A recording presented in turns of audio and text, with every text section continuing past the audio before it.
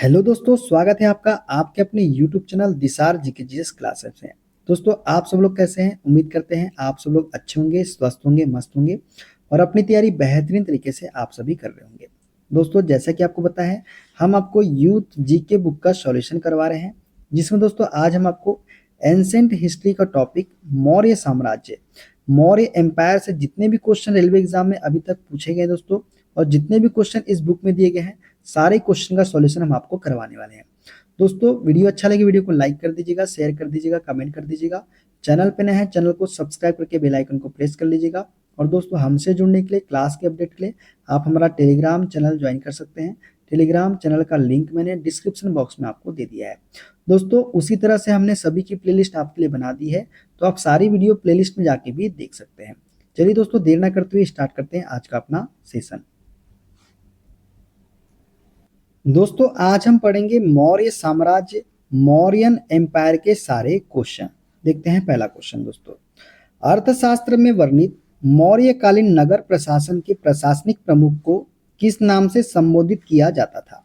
दोस्तों, अर्थशास्त्र में वर्णित मौर्यकालीन नगर प्रशासन के प्रशासनिक प्रमुख को जो है नागरिक नाम से संबोधित किया जाता था। किस नाम से? नागरिक नाम से। दोस्तों, नागरिक जो है ये नगर प्रशासनिक के प्रमुख होते थे। प्रादेशिक जो है प्रांत के छोटे क्षेत्रों का प्रशासन। स्थानिक या गोप की बात करें तो सड़क, सिंचाई, जल प्रबंधन और नागरिक सुविधाओं की देखरेख के लिए किस शब्द का उपयोग किया जाता था? स्थानिक या गोप का। देखते हैं अगला क्वेश्चन। चंद्रगुप्त मौर्य ने मौर्य साम्राज्य की स्थापना निम्न में से किस वर्ष की थी? दोस्तों, चंद्रगुप्त मौर्य ने मौर्य साम्राज्य की स्थापना जो है ये की थी 322 ईसा पूर्व में। कब की थी? 322 ईसा पूर्व में। दोस्तों, चंद्रगुप्त मौर्य ने 322 ईसा पूर्व में नंद वंश का पतन करके मौर्य साम्राज्य की स्थापना की थी। चंद्रगुप्त मौर्य का शासन पश्चिमोत्तर में अफगानिस्तान और बलूचिस्तान तक फैला था। अशोक इस वंश का सबसे महान शासक था। दोस्तों, देखते हैं अगला। किस मौर्य शासक ने विदेशों में बौद्ध धर्म प्रचारक भेजे थे? दोस्तों, ये भेजे थे अशोक ने। सम्राट अशोक ने जो है विदेशों में बौद्ध धर्म प्रचारक भेजे थे। मौर्य शासक सम्राट अशोक ने विदेशों में बौद्ध धर्म प्रचारक भेजे थे। सम्राट अशोक ने कलिंग युद्ध के बाद बौद्ध धर्म को अपना लिया था और उन्होंने इसके सिद्धांतों को पूरे विश्व में फैलाने का बीड़ा उठाया था। ठीक है दोस्तों, देखते हैं अगला क्वेश्चन। निम्न में से कौन सा शासक चंद्रगुप्त का उत्तराधिकारी था जिसने 297 और 273 ईसा पूर्व के बीच शासन किया था? दोस्तों, चंद्रगुप्त का उत्तराधिकारी था कौन? तो ये था बिंदुसार। बिंदुसार जो है ये चंद्रगुप्त का उत्तराधिकारी था जिसने 297 और 273 ईसा पूर्व के बीच शासन किया था। दोस्तों, चंद्रगुप्त मौर्य का उत्तराधिकारी बिंदुसार था जिसने 297 से 273 ईसा पूर्व के बीच शासन किया था। वह मौर्य वंश का दूसरा शासक था और सम्राट अशोक का पिता था। तो सम्राट अशोक किसके पुत्र थे? बिंदुसार के। ठीक है, बिंदुसार को अमित्र घात के नाम से भी जाना जाता है। देखते हैं अगला क्वेश्चन। अशोक का बिंदुसार से क्या संबंध था? दोस्तों, जो अशोक था ये बिंदुसार का पुत्र था। क्या था? पुत्र था। दोस्तों, अशोक जो है बिंदुसार के पुत्र थे। बिंदुसार मौर्य वंश के संस्थापक चंद्रगुप्त मौर्य के पुत्र थे। अशोक का शासनकाल मौर्य साम्राज्य के इतिहास में एक महत्वपूर्ण काल था जिसमें उन्होंने शांति, अहिंसा और धार्मिक सहिष्णुता को बढ़ावा दिया। अशोक को उसके अभिलेखों में देवनाम प्रिय, देवताओं का प्रिय एवं प्रियदर्शी, देखने में सुंदर तथा राजा आदि कहा गया है। देखते हैं अगला क्वेश्चन। मौर्य काल के दौरान निम्न में से कौन सा शिल्पकार संघ नहीं था? दोस्तों, मौर्य काल के दौरान जो है ज्योतिषी जो है ये शिल्पकार संघ नहीं था। बढ़ई, कुम्हार, साहूकार और व्यापारी जो है ये शिल्पकार संघ थे। दोस्तों, मौर्य काल में ज्योतिषी शिल्पकार संघ की श्रेणी में नहीं आता था। मौर्य काल में ज्योतिष क्षेत्र एक महत्वपूर्ण क्षेत्र था जिसमें यूनानी ज्योतिषी विचारों का प्रभाव भारतीय ज्योतिष पर पड़ा। मौर्य साम्राज्य प्राचीन भारत का एक महत्वपूर्ण साम्राज्य था जिसकी स्थापना चंद्रगुप्त मौर्य ने 322 ईसा पूर्व में की थी। देखते हैं अगला क्वेश्चन। अशोक के स्तंभों के निर्माण में प्रयुक्त सामग्री के संबंध में निम्न में से कौन सा कथन सत्य है? तो दोस्तों, सही कथन है वो है ऑप्शन नंबर डी। वे मुख्यतः पत्थर से बने थे यही जो है हमारा सत्य कथन हो जाएगा। दोस्तों अशोक के स्तंभ मुख्यतः किससे बने थे? तो पत्थर से बने थे। देखते हैं अगला क्वेश्चन। मौर्य साम्राज्य में सिक्कों के निर्माण में किस धातु का व्यापक रूप से उपयोग किया जाता था? दोस्तों मौर्य साम्राज्य में सिक्कों के निर्माण में जो है चांदी धातु का मुख्यतः उपयोग किया जाता था व्यापक रूप से। ठीक है, देखते हैं अगला क्वेश्चन। पश्चिमी क्षत्रप वंश का कौन सा शासक मुख्य रूप से काठियावाड़ में सुदर्शन झील के जीर्णोद्वार के लिए प्रसिद्ध है?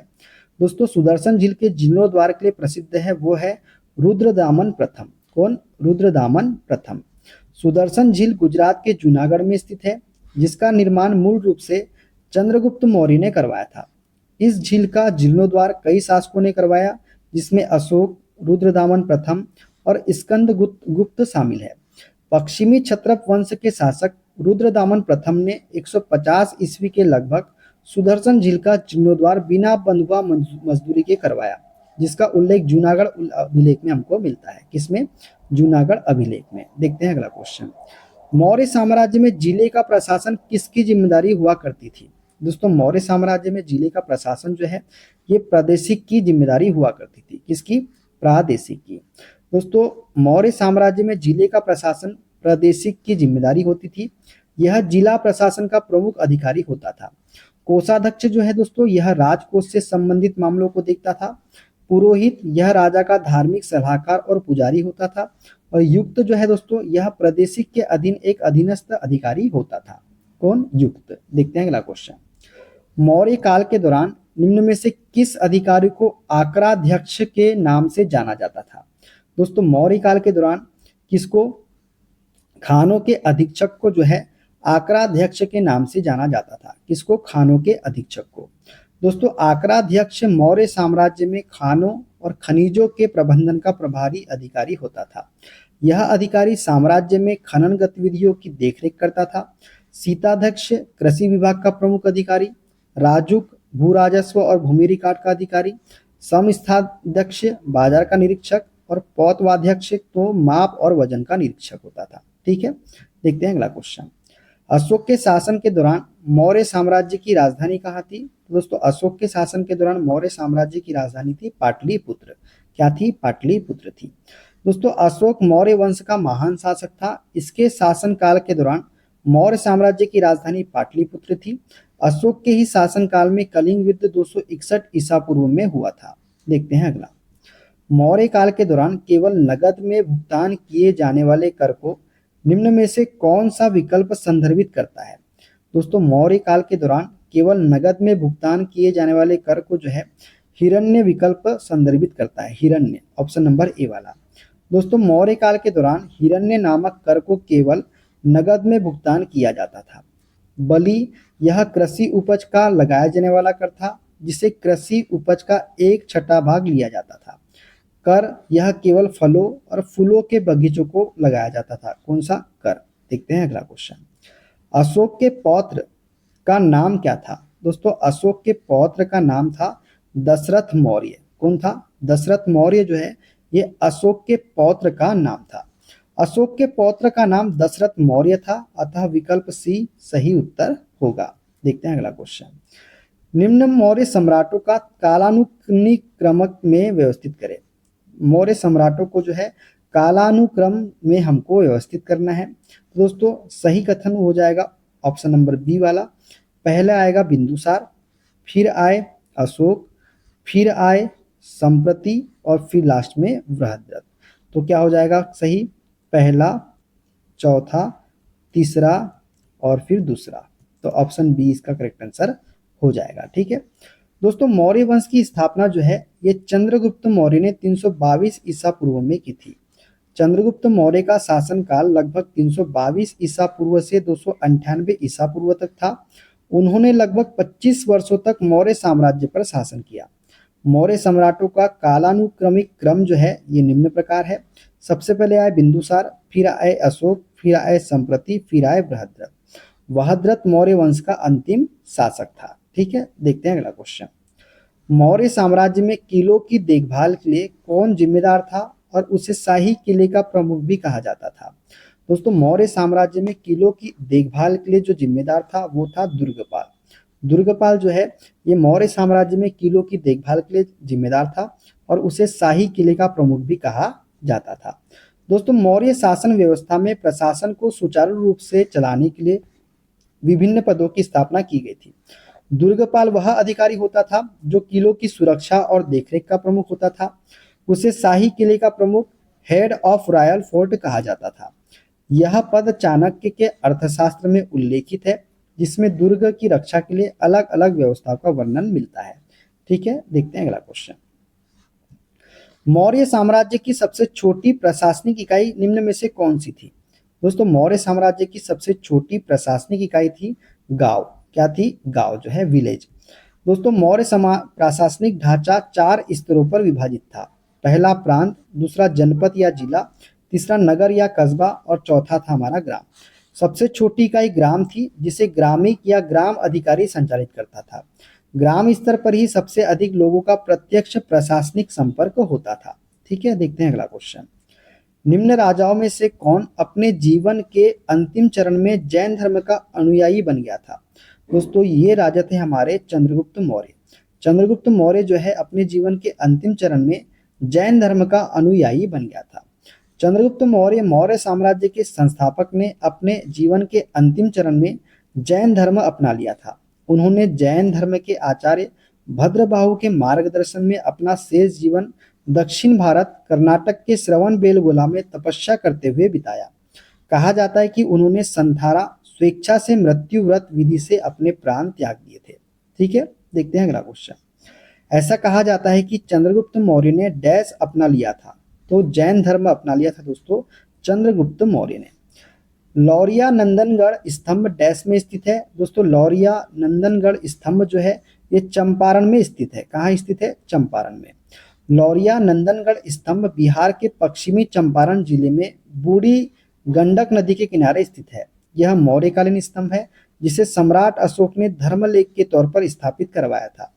स्तंभ से सटे क्षेत्र में अशोक द्वारा बनवाए गए 15 लघु स्तूप भी है। इस स्तंभ की ऊंचाई 32 फीट है, जिसके निर्माण हेतु बलुआ पत्थर का इस्तेमाल किया गया है। देखते हैं अगला क्वेश्चन। किस मौर्य सम्राट ने लगभग 287, 268, 231 ईसा पूर्व के अपने शासनकाल के दौरान शिलाओं और स्तंभों पर अपने लेख उत्तीर्ण करवाए थे? तो ये थे सम्राट अशोक। कौन से? सम्राट अशोक।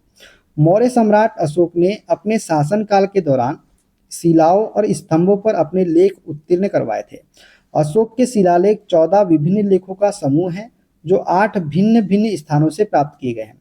अशोक ने अपनी कल्याणकारी राज्य की अवधारणाओं को प्रजा में प्रसारित करने के लिए तथा धम्म का प्रचार करने के लिए संपूर्ण साम्राज्य में अभिलेखों की स्थापना करवाई। अशोक का साम्राज्य उत्तर में हिंदुकुश पर्वत से लेकर दक्षिण में गोदावरी नदी तक फैला हुआ था। यह प्राचीन भारत का सबसे बड़ा साम्राज्य था। कौन सा? मौर्य साम्राज्य। देखते हैं अगला क्वेश्चन। सम्राट अशोक का पितामह कौन है? दोस्तों, सम्राट अशोक का पितामह थे हमारे चंद्रगुप्त मौर्य। कौन? चंद्रगुप्त मौर्य। दोस्तों, सम्राट अशोक मौर्य वंश का एक महान शासक था। वह बिंदुसार का पुत्र था और चंद्रगुप्त मौर्य का पौत्र था। इसे देवनाम प्रिय एवं प्रियदर्शी आदि नामों से भी जाना जाता था। अपने राज्याभिषेक के 8वें वर्ष 261 ईसा पूर्व उसने कलिंग का युद्ध लड़ा और विजयी हुआ। इस युद्ध में हुए भयंकर रक्तपात से आहत होकर उसने युद्ध का त्याग कर बौद्ध धर्म ग्रहण कर लिया। इसने भारत ही नहीं अपितु संपूर्ण एशिया में बौद्ध धर्म की शिक्षाओं का प्रचार किया। इसने बौद्ध धर्म के प्रचार के लिए सम्राट अशोक ने अपने पुत्र व पुत्री महेंद्र व संघमित्रा को श्रीलंका भेजा था। किसने? सम्राट अशोक ने। देखते हैं अगला क्वेश्चन। निम्न में से कौन सा स्थल आधुनिक गुजरात में स्थित है जहां अशोक के शिलालेख अवस्थित है? तो दोस्तों, ये है हमारा गिरनार। गिरनार जो है ये आधुनिक गुजरात में स्थित है, जहां अशोक के शिलालेख क्या है? स्थित है। दोस्तों, गिरनार गुजरात में जूनागढ़ के निकट स्थित पहाड़ियां है। गिरनार की पहाड़ियों से पश्चिम और पूर्व दिशा में भादस, रोहजा, शत्रुंजी और घेलो नदियां बहती है। इन पहाड़ियों पर मौर्य सम्राट अशोक का चतुर्दश शिलालेख अंकित है। अशोक जो है मौर्य वंश के सबसे प्रसिद्ध शासक था। वह ऐसा पहला शासक था जिसने अभिलेखों द्वारा जनता तक अपने संदेश पहुंचाने की कोशिश की। अशोक के ज्यादातर अभिलेख प्राकृत भाषा में और ब्राह्मी लिपि में हैं। इन पहाड़ियों के दूसरी तरफ शक, क्षत्रप, रुद्रदामन का भी अभिलेख है। किसका? रुद्रदामन का। देखते हैं अगला क्वेश्चन। लगभग 260 ईसा पूर्व किस मौर्य सम्राट ने कलिंग को जीतने के लिए सैन्य अभियान का नेतृत्व किया था? तो ये किया था सम्राट अशोक ने। लगभग 261 ईसा पूर्व मौर्य सम्राट अशोक ने कलिंग को जीतने के लिए सैन्य अभियान का नेतृत्व किया था। कलिंग युद्ध मौर्य साम्राज्य और कलिंग राज्य के बीच लड़ा गया था, जो वर्तमान में उड़ीसा और आंध्र प्रदेश का उत्तरी भाग है, जिसके परिणाम स्वरूप अशोक ने कलिंग के राजा अनंत पद्मनाभन को हराकर कलिंग पर विजय प्राप्त की। इस युद्ध में हुए रक्तपात को देखकर अशोक ने बौद्ध धर्म को अपना लिया और वह अहिंसा के मार्ग पर चल पड़ा। देखते हैं अगला क्वेश्चन। अशोक के अधिकांश शिलालेख डैश भाषा में थे, जबकि उपमहाद्वीप के उत्तर पश्चिम में पाए गए शिलालेख आरमेइक और यूनानी भाषा में थे। दोस्तों, अशोक के अधिकांश शिलालेख जो है ये प्राकृत भाषा में थे। किसमें? प्राकृत भाषा में। दोस्तों, अशोक के अभिलेख ब्राह्मी, खरोष्टी, आरमेइक तथा यूनानी लिपि में लिखे गए हैं, किंतु अधिकांश अभिलेख प्राकृत भाषा व ब्राह्मी लिपि में लिखे गए हैं। अशोक ने राष्ट्रीय भाषा एवं लिपि के रूप में पाली भाषा एवं ब्राह्मी लिपि का प्रयोग किया। भारतीय क्षेत्र में पाए गए अभिलेखों की लिपि ब्राह्मी है। भारत के बाहर पाए गए कुछ शिलालेखों की लिपियां खरोष्टी, आरमेइक तथा यूनानी है। ठीक है, देखते हैं अगला क्वेश्चन। मौर्य शासन के दौरान निम्न में से किस प्रांत को कर्नाटक में सोने की खान का केंद्र माना जाता है? तो दोस्तों, सुवर्णगिरी को जो है मौर्य शासन के दौरान जो है कर्नाटक में सोने की खान का केंद्र माना जाता है। दोस्तों, मौर्य शासन के दौरान सुवर्णगिरी को कर्नाटक में सोने की खान का केंद्र माना जाता था। यह दक्षिणी प्रांत की राजधानी थी। सुवर्णगिरी से प्राप्त सोना मौर्य साम्राज्य के लिए राजस्व का एक महत्वपूर्ण स्रोत था। देखते हैं अगला क्वेश्चन। सेल्यूकस निकेटर नामक डैश शासक द्वारा मेगास्थनीत नामक राजदूत को चंद्रगुप्त मौर्य के दरबार में भेजा गया था। दोस्तों, सेल्यूकस निकेटर नामक यूनानी शासक द्वारा, किसके द्वारा? यूनानी शासक द्वारा मेगास्थनीत नामक राजदूत को चंद्रगुप्त मौर्य के दरबार में भेजा गया था। दोस्तों, सेल्यूकस निकेटर सिकंदर का प्रमुख सेनापति था। सिकंदर की मृत्यु के पश्चात वह सीरिया, यूनान का शासक बना। सिकंदर द्वारा विजित प्रदेशों को उसने पुनः अधिकार में लेने के उद्देश्य से उसने 305 ईसा पूर्व भारत पर आक्रमण किया, परंतु चंद्रगुप्त मौर्य ने उसे पराजित कर संधि कर ली, जिसके फलस्वरूप चंद्रगुप्त को सेल्यूकस से 4 प्रांत अराकोसिया कांधार, पेरोपंसिडाई काबुल, एरिया हेरात और जेड्रोसिया मकरान तट मिले तथा सेल्यूकस को चंद्रगुप्त ने 500 हाथी दिए। इस संधि के फलस्वरूप सेल्यूकस निकेटर ने मेगास्थनीस नामक राजदूत को चंद्रगुप्त मौर्य के दरबार में भेजा था, जिसने इंडिका नामक पुस्तक की रचना की थी। देखते हैं अगला क्वेश्चन। मौर्य शासक अशोक द्वारा निर्मित सारनाथ सिंह चतुर्मुख डैश से बना था। दोस्तों, मौर्य शासक अशोक द्वारा निर्मित सारनाथ सिंह चतुर्मुख ये बना था दोस्तों किससे? बलुआ पत्थर से। किससे? बलुआ पत्थर से। अशोक द्वारा निर्मित सारनाथ सिंह चतुर्मुख धर्म चक्र प्रवर्तन की घटना का स्मारक है, जिसकी स्थापना धर्म संघ की अक्षुण्णता बनाए रखने के लिए हुई थी। यह चुनार के बलुआ पत्थर के लगभग 45 फुट लंबे प्रस्तर खंड का बना हुआ है। धरती में गड़े हुए आधार को छोड़कर इसका दंड गोलाकार है, जो ऊपर की ओर क्रमशः पतला होता जाता है। देखते हैं अगला क्वेश्चन। डैश मध्य प्रदेश में भगवान बुद्ध के सम्मान में सम्राट अशोक द्वारा बनवाया गया बौद्ध स्मारक है। तो सांची स्तूप जो है दोस्तों, ये मध्य प्रदेश में भगवान बुद्ध के सम्मान में सम्राट अशोक द्वारा बनवाया गया बौद्ध स्मारक है। दोस्तों, सांची स्तूप का निर्माण सम्राट अशोक द्वारा 3री सदी ईस्वी में भगवान बुद्ध के सम्मान में करवाया गया था। सांची भारत के मध्य प्रदेश राज्य के रायसेन जिले में बेतवा नदी के तट पर स्थित छोटा सा गाँव है। रायसेन जिले में एक अन्य विश्व पर्यटक स्थल भीमबेटका भी है। सांची स्तूप को वर्ष 1989 में यूनेस्को की विश्व विरासत सूची में शामिल किया गया है। कब? 1990 में। देखते हैं अगला क्वेश्चन। सांची के स्तूप का निर्माण किसने कराया था? तो ये करवाया था सम्राट अशोक ने। देखते हैं अगला। बौद्ध धर्म से संबंधित प्रख्यात भवन संरचना धम्मेक स्तूप का निर्माण मूलतः डैश वंश के शासनकाल के दौरान कराया गया था। तो दोस्तों, ये कराया गया था मौर्य वंश के शासनकाल के दौरान। बौद्ध धर्म से संबंधित प्रख्यात भवन संरचना धम्मेक स्तूप का निर्माण मौर्य वंश के शासनकाल के दौरान किया गया था। धम्मेक स्तूप उत्तर प्रदेश के सारनाथ में स्थित प्रसिद्ध बौद्ध धार्मिक स्थल है। सारनाथ में ही भगवान बुद्ध ने अपने शिष्यों को प्रथम उपदेश दिया था। धम्मेक स्तूप की नींव अशोक ने 249 ईस्वी में रखी थी तथा इसका विस्तार कुषाण काल में हुआ था। यह स्तूप पूर्ण रूप से गुप्त काल में तैयार हुआ है दोस्तों। देखते हैं अगला क्वेश्चन। बौद्ध संरचना धमेक स्तूप कहाँ स्थित है? तो ये सारनाथ में स्थित है दोस्तों, धमेक स्तूप। देखते हैं अगला क्वेश्चन। तृतीय बौद्ध परिषद का आयोजन किसके द्वारा कराया गया था? दोस्तों तृतीय बौद्ध परिषद का आयोजन जो है ये सम्राट अशोक के द्वारा करवाया गया था। किसके द्वारा? सम्राट अशोक के द्वारा। तृतीय बौद्ध परिषद संगीति का आयोजन 249 ईस्वी में अशोक के द्वारा पाटलिपुत्र में कराया गया था। इसकी अध्यक्षता मोगलीपुतत्तिस द्वारा की गई थी। इसका उद्देश्य संघ भेद के विरुद्ध कठोर नियमों का प्रतिपादन करके बौद्ध धर्म को स्थायित्व प्रदान करना था। इसमें धर्म ग्रंथों को अंतिम रूप से संपादित किया गया एवं तीसरे पिटक अभिधम्म पिटक को जोड़ा गया। ज्ञात है कि प्रथम बौद्ध संगीति में बुद्ध के उपदेशों को दो पिटकों विनय पिटक और सुत्त पिटक में संकलित किया गया था। कौन सी संगीति में? प्रथम बौद्ध संगीति में। देखते हैं अगला क्वेश्चन। चंद्रगुप्त मौर्य मौर्य वंश के संस्थापक थे। भारतीय इतिहास में उनके शासन के बारे में निम्न में से कौन सा कथन गलत है? तो दोस्तों बैरम खां उनका सबसे अच्छा सहयोगी, संरक्षक और मार्गदर्शक था। यही जो है गलत कथन हो जाएगा। दोस्तों मौर्य राजवंश का संस्थापक चंद्रगुप्त मौर्य था।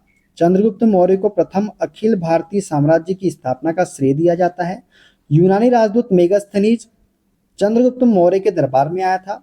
चंद्रगुप्त मौर्य जैन धर्मावलंबी था तथा उसने जैन क्रिया संलेखना विधि द्वारा कर्नाटक के श्रवणबेलगोला में अपने प्राण त्याग दिए, जबकि बैरम खां अकबर का संरक्षक था। ठीक है, देखते हैं अगला क्वेश्चन।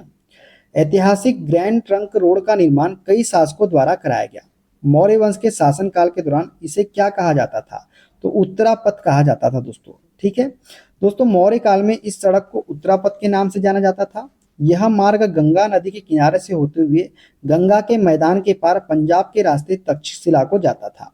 8 चरणों में निर्मित यह राजमार्ग पेशावर, तक्षशिला, हस्तिनापुर, कन्नौज, प्रयाग, पाटलिपुत्र और ताम्रलिप्ति के शहरों को जोड़ता था। दोस्तों मुगल काल में मौर्य काल के बाद इस मार्ग में तब बड़ा बदलाव हुआ जब इस मार्ग का ज्यादातर भाग शेरशाह सूरी द्वारा नए सिरे से पुनः निर्मित कराया गया। सासाराम अपने गृह नगर के साथ आगरा तथा अपनी राजधानी को जोड़ना। शेरशाह के देहांत के बाद इस सड़क का नाम सड़क ए आजम उनके नाम पर समर्पित कर दिया गया। इसके बाद मुगल शासकों ने इसे पश्चिम में खैबर दर्रे को पार कर काबुल तक और पूर्व में बंगाल के चटगांव बंदर तक बंदरगाह तक बढ़ाया। अंग्रेजों के काल में 17वीं सदी में इस मार्ग का ब्रिटिश शासकों ने पुनर्निर्माण किया और इसका नाम बदलकर ग्रैंड ट्रंक रोड कर दिया। किसने? अंग्रेजों ने। ठीक है, देखते हैं अगला क्वेश्चन। कलिंग युद्ध की हिंसा को देखकर प्रतिशोध लेने की सोच रखने वाले सम्राट अशोक का हृदय परिवर्तन हुआ और वे इस एक स्थिर चित्त एवं शांति प्रिय सम्राट और डैश के अनुयायी बन गए। तो बौद्ध धर्म के अनुयायी बन गए थे सम्राट अशोक। ठीक है, देखते हैं अगला क्वेश्चन। चंद्रगुप्त मौर्य के गुरु कौन थे? तो दोस्तों ये थे विष्णुगुप्त। विष्णुगुप्त जो है ये चंद्रगुप्त मौर्य के गुरु थे। चंद्रगुप्त मौर्य के गुरु विष्णुगुप्त, अन्य नाम चाणक्य या फिर कौटिल्य थे। चंद्रगुप्त मौर्य ने भारत में मौर्य साम्राज्य की स्थापना की थी। यह पूरे भारत को एक साम्राज्य के अधीन लाने में सफल रहे और चाणक्य का जन्म एक ब्राह्मण परिवार में हुआ था और उन्होंने अपनी शिक्षा तक्षशिला जो कि पाकिस्तान में यहाँ से प्राप्त की थी। देखते हैं अगला क्वेश्चन। निम्न में से कौन सी पुस्तक मेगास्थनीज ने लिखी है? तो दोस्तों ये लिखी है इंडिका। इंडिका जो है ये मेगास्थनीज ने लिखी थी। मेगास्थनीज चंद्रगुप्त मौर्य के दरबार में आया था। वह सेल्यूकस निकेटर का राजदूत था। उसने अपनी पुस्तक इंडिका में मौर्य युगीन समाज एवं संस्कृति के विषय में लिखा है। हर्षचरित जो है बाणभट्ट ने लिखी है। मालविका अग्निमित्रम जो है कालिदास की पुस्तक है। देखते हैं अगला क्वेश्चन। अशोक के प्राचीनतम प्राप्त अभिलेख निम्न में से किस लिपि में लिखे गए हैं? तो ये लिखे गए हैं दोस्तों ब्राह्मी लिपि में। कौन सी लिपि में? ब्राह्मी लिपि में। अशोक के प्राप्त प्राचीनतम अभिलेख ब्राह्मी लिपि में लिखे गए थे। अभी तक अशोक के कुल 40 अभिलेख प्राप्त हो चुके हैं। सर्वप्रथम 1837 ईस्वी में जेम्स प्रिंसेप नामक विद्वान ने अशोक के अभिलेख को पढ़ने में सफलता हासिल की थी। शाहबाजगढ़ी एवं मानसेहरा के अभिलेख खरोष्टी लिपि एवं तक्षशिला एवं लघमान के जो अभी अफगानिस्तान में है अभिलेख आरमाइक एवं ग्रीक लिपि में उत्कीर्ण है। इसके अतिरिक्त अशोक के समस्त शिलालेख लघु शिला स्तंभ लेख एवं लघु लेख ब्राह्मी लिपि में उत्कीर्ण है दोस्तों। ठीक है, देखते हैं अगला क्वेश्चन। इनमें से किसने मौर्य प्रशासन में अध्यक्ष को विभिन्न विभागों के अधीक्षकों के रूप में उल्लिखित किया था? तो दोस्तों ये किया था कौटिल्य ने। कौटिल्य ने मौर्य प्रशासन में अध्यक्षों को विभिन्न विभागों के अधीक्षकों के रूप में उल्लेखित किया था। चाणक्य, विष्णुगुप्त, कौटिल्य, मौर्य सम्राट चंद्रगुप्त मौर्य के प्रधानमंत्री थे। ये तक्षशिला विश्वविद्यालय में आचार्य थे। इनके द्वारा रचित पुस्तक अर्थशास्त्र, राजनीति, अर्थनीति आदि का महान ग्रंथ है। इसी पुस्तक में कौटिल्य ने मौर्य प्रशासन में अध्यक्ष को विभिन्न विभागों के अधीक्षक के रूप में उल्लेखित किया है। इंडिका मेगास्थनीज द्वारा रचित पुस्तक है। इसका संबंध भी मौर्य काल से ही है। देखते हैं अगला क्वेश्चन। सम्राट अशोक ने बौद्ध धर्म के आदर्शों के प्रचार के लिए धर्म प्रचारक को दूर दराज के स्थानों पर भेजा, ताकि लोग भगवान बुद्ध की शिक्षाओं द्वारा अपने जीवन को प्रेरित कर सके। इन धर्म प्रचारकों में उनका पुत्र कौन था? महेंद्र। और पुत्री कौन थी? संघमित्रा भी शामिल थे। ठीक है दोस्तों, सम्राट अशोक ने बौद्ध धर्म के आदर्शों के प्रचार के लिए धर्म प्रचारकों को दूर दराज के स्थानों पर भेजा, ताकि लोग भगवान बुद्ध की शिक्षाओं द्वारा अपने जीवन का उद्धार कर सके। इसने बौद्ध धर्म के प्रचार एवं प्रसार के लिए अपने पुत्र महेंद्र एवं पुत्री संघमित्रा को श्रीलंका भेजा था। और सम्राट अशोक का नाम देवनाम प्रिय है। उनका शासनकाल 273 ईसा पूर्व से 235 ईसा पूर्व तक के था। ठीक है, देखते हैं अगला क्वेश्चन। निम्न में से कौन से राजा संघमित्रा और महेंद्र वर्मन के पिता थे? तो सम्राट अशोक जो है राइट आंसर हो जाएगा। डैश ने धर्म विजया, धार्मिकता द्वारा विजय की नीति विकसित की थी? तो सम्राट अशोक ने जो है दोस्तों धर्म विजया, धार्मिकता द्वारा विजय की नीति विकसित की थी। ठीक है, देखते हैं अगला क्वेश्चन। अशोक के शासनकाल की सबसे महत्वपूर्ण घटना कलिंग आधुनिक युग में डैश पर विजय थी, जो उनके जीवन का एक महत्वपूर्ण परिवर्तन सिद्ध हुआ। दोस्तों, अशोक के शासनकाल की सबसे महत्वपूर्ण घटना कलिंग आधुनिक युग में ओडिशा पर विजय थी, जो उनके जीवन का एक महत्वपूर्ण परिवर्तन सिद्ध हुआ। दोस्तों, कलिंग युद्ध अशोक के जीवन का आखिरी युद्ध था। यह युद्ध अशोक के राज्याभिषेक के 8वें वर्ष 261 ईसा पूर्व में लड़ा गया था। इस युद्ध में भयंकर नरसंहार हुआ, जिसे देखकर अशोक का हृदय परिवर्तन हो गया और उसने हिंसा त्याग दी। इस युद्ध के बाद अशोक ने बौद्ध धर्म को अपना लिया तथा बौद्ध धर्म का प्रसार भी किया। उसने अपने संसाधन प्रजा की भलाई में लगा दिए तथा धम्म की स्थापना की। आधुनिक युग में कलिंग को उड़ीसा के नाम से जाना जाता है। देखते हैं अगला क्वेश्चन। अशोक ने डैश के युद्ध के बाद बौद्ध उपदेशों को अपना लिया था? तो कलिंग युद्ध के बाद अपना लिया था। अशोक के किस शिलालेख में कलिंग युद्ध में अशोक के किस शिलालेख में कलिंग युद्ध में अशोक की विजय का उल्लेख किया गया है? तो दोस्तों 13वें शिलालेख में जो है अशोक की विजय का उल्लेख किया गया है। ठीक है, देखते हैं। अशोक के 13वें शिलालेख से कलिंग युद्ध के विषय में विस्तृत जानकारी प्राप्त होती है।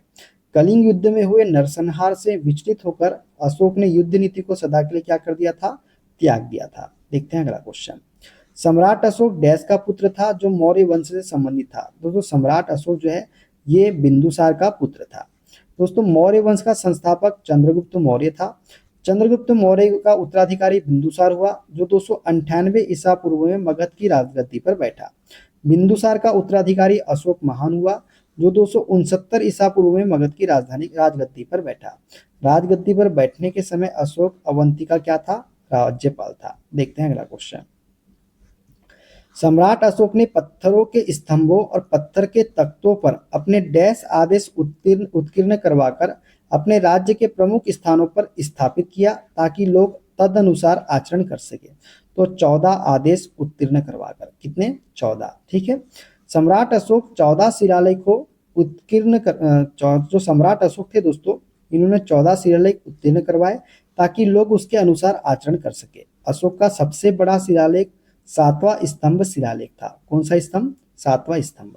अशोक महान डैश से संबंधित थे? तो मौर्य वंश से संबंधित थे हमारे अशोक महान। महान सम्राट अशोक किस वंश से संबंधित थे? तो मौर्य वंश थे। देखते हैं अगला क्वेश्चन। डैश मौर्य साम्राज्य की राजधानी थी? तो पाटलिपुत्र जो है दोस्तों ये मौर्य साम्राज्य की राजधानी थी। दोस्तों, मौर्य साम्राज्य की स्थापना चंद्रगुप्त मौर्य ने 321 ईसा पूर्व में की थी। इन्होंने नंद वंश के शासक घनानंद को पराजित कर मौर्य साम्राज्य को स्थापित किया था। मौर्य साम्राज्य की राजधानी क्या थी? तो पाटलिपुत्र थी। देखते हैं अगला क्वेश्चन। कौटिल्य का अर्थशास्त्र हमें डैश प्रशासन के बारे में जानकारी देता है?